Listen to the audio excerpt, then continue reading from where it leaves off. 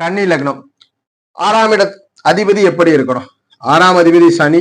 இவரே ஒரு வகையில் பாக்யாதிபதியாக வரார். இவரே ஒரு வகையில பாக்யாதிபதியா வந்துடுறார். ருணரோகம், எதிரி நோய், கடன், வம்பு, வழக்கு எல்லாம் இந்த சனி பகவான் தான் குறிக்கிறார். அந்த ஆதிபத்தியத்தின் வாயிலா நன்மையை அனுபவிக்கணும் கன்னி லக்னக்காரர். ஒரு கடன் வாங்கி கடனால லாபம் வரணும். எதிரிகள் இருந்தா எதிரிகளை வீழ்த்தக்கூடிய ஆற்றல் இருக்கணும். போட்டிகளிலே ஜெயிக்கக்கூடிய ஆற்றல் வரணும். நல்ல வேலை, பதவி, அதிகாரம் வரணும். சுக்கிரனுடைய தொடர்பு, முதன்மையான தொடர்பு சுக்கிரனுடைய தொடர்பு. 5ஆம் ஆதிபத்தியத்தையே சனி பெற்றிருக்கிறார். கூடுதலாக குருவனுடைய தொடர்பு. ஏன்னா ஒரு ஜாதகர் வாழ்க்கையில போராடும் போது நல்ல வாழ்க்கை துணையோ நல்ல நண்பர்கள் கிடைத்து விட்டால் அவர் வாழ்க்கையில் மேம்படுவார். அந்த வகையில கன்னி லக்னத்தில் பிறந்தவருக்கு குரு சுக்கிர தொடர்பு.